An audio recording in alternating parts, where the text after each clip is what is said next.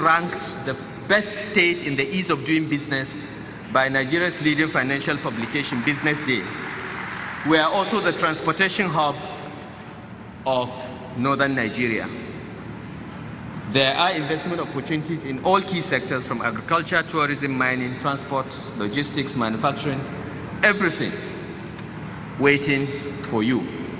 We are creating a very good investment regulatory framework. I've already talked about that.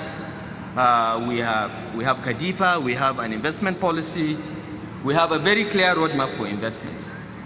And the results are clear. In the last 1 year since we launched KADIPA and started this program, the results are clear. We have 56 investments in the pipeline worth over $1 billion that will create 335,000 jobs and require 150,000 hectares of land. In the next 1 to 6 months, we believe 9 investments will come to fruition, others over the next 7 months to 10 years. So this is not just a talk shop. We are actually making progress in the areas of investment. The next chart shows how these investments are distributed by ministry. What is interesting is that every investor wants to start from the governor's office, and we do not mind. I spend considerable time talking to investors and persuading them that Kaduna is the best place to do business. 92% of all our investments were initiated from my office or from KADIPA, which is under the Deputy Governor, and the others from the Ministry of Agri, Water Resources, and Commerce, Industry, and Tourism. By sector, this shows how the investments are by sector. And as far as implementation level is concerned, most are at inquiry level because investment decisions take time, but we have a few that have been closed and no further action required. By investment type, okay, next. So far we have seen many companies come to Kaduna. This is some of them, and I will take a few to talk about. But if you notice, we have 3 universities that are here. Kaduna is the center of learning, and we have the highest concentration of educational institutions, and more foreign universities want to come and locate to Kaduna, from a group that wants to establish a purely medical university to others that want to do more general purpose universities. And we're encouraging them, we're giving them all that they need. The next chart shows some of the key investments. Vicampro is a potato investment. Anjid and EN Consulting, solar power. Jifatu is a shopping mall. Dangote is tomato. Olam is building the largest poultry and feed mill in sub-Saharan Africa. Outsource is a business process operation. And Falgates is engaged in food manufacturing. HSV is agriculture. I will go very quickly through some of them. Under agriculture and agro-allied, we have these investments. Under transportation, we are negotiating with a very serious and credible group to establish the first maintenance, repairs, and overhaul facility for aircraft in the West Africa sub-region in Kaduna at Kaduna Airport. We are launching our bus rapid transit system, second to Lagos in the country. And as I said, this year, construction will begin on our light rail system under a PPP. We are doing a lot in the area of housing, and thanks to Zenith Bank, we have established the largest BPO facility in northern Nigeria with Outsource Nigeria Limited that is employing over 1,000 people working on 3 shifts a day. We've also established an ICT hub. This building was donated by Zenith Bank, and we're very grateful to them for their support. In the area of solar power, out of 13 solar companies that were licensed by NBET, Kaduna got 3 of them. 1/4 of them are coming to Kaduna, building solar plants up to 400 megawatts of electricity. We have 2 electricity projects nearing completion. The 30 megawatt hydro from Gurara is going directly into our industrial area. So from this year, we hope the industrial estate in Kakuri and Kudenda will have uninterrupted power supply all through the year, by God's grace. We are also negotiating with Blue Camel and Somek to assemble solar panels in Kaduna. We've given them land, and Mahindra tractors from India will be assembling tractors here in Kaduna State. I've already talked about solid minerals, what we are doing. particularly gold and tin mining, as well as dimension stones. And we are trying to improve the infrastructure for tourism in the state, as well as investments in retail and entertainment. We heard that Kano State has rejected the location of a film city. We've invited them to Kaduna. We are working with private sector partners.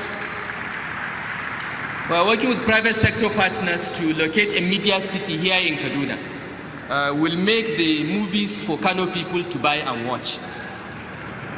We are privatizing our state-owned enterprises, virtually all of them, all the hotels, all the manufacturing, and our state-owned football club, Kaduna United, has already been privatized. We are creating special economic zones to encourage investors and getting them the necessary incentives to function.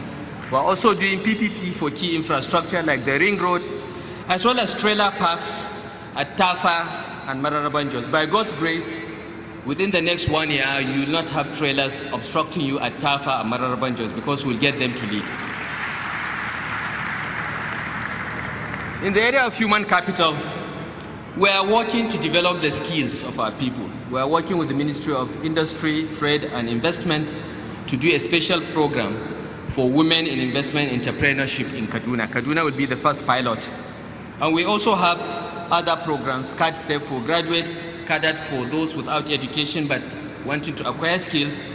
We are working with Stanbic IBTC to develop an entrepreneurship here and establishing an electronics academy to train our young people in the repair of phones, laptops, and so on.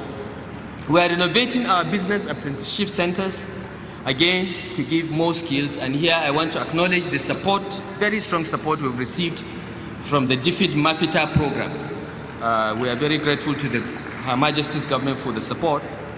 And we have done an unemployment survey. We have on our database over 500,000 unemployed youths in Kaduna that we'll be targeting to try to get them to be employed.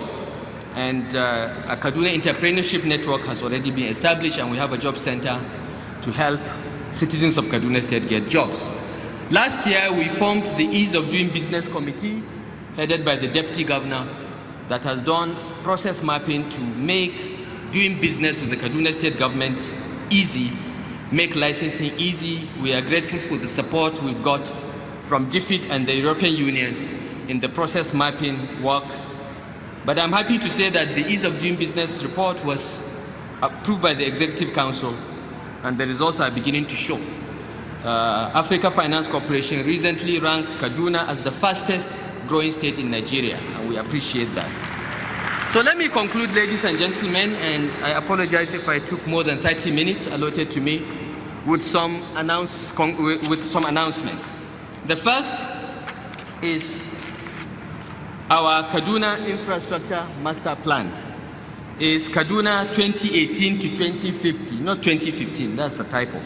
The Infrastructure Master Plan looks at the needs of Kaduna State, including population projections till the year 2050. As you know, by the year 2050, Nigeria will have a population of 450 million, will be the third largest nation in the world in terms of population after India and China, and about 6% of that population will be living in Kaduna State. This master plan takes into account all these factors to lay out a social, economic, and physical infrastructure master plan for the state. We hope to unveil it today. It's in draft form, and we await feedback from you. We also hope to unveil our various sector implementation plans, one for each ministry, department, and agency or sector that were developed by the commissioners, permanent secretaries, and their team as to their commitment of what they are going to do from this year till 2019, when we'll be up for another election. We are also unveiling today the Kaduna Comprehensive Security Architecture. This has become necessary because of the media headlines about insecurity in Kaduna. We think the headlines are exaggerated. The fact that you are all here and we have received the richest man in the world in Kaduna, flying direct into Kaduna, Bill Gates, his wife also visited a few months ago, is evidence that Kaduna is not as unsafe as it's being made.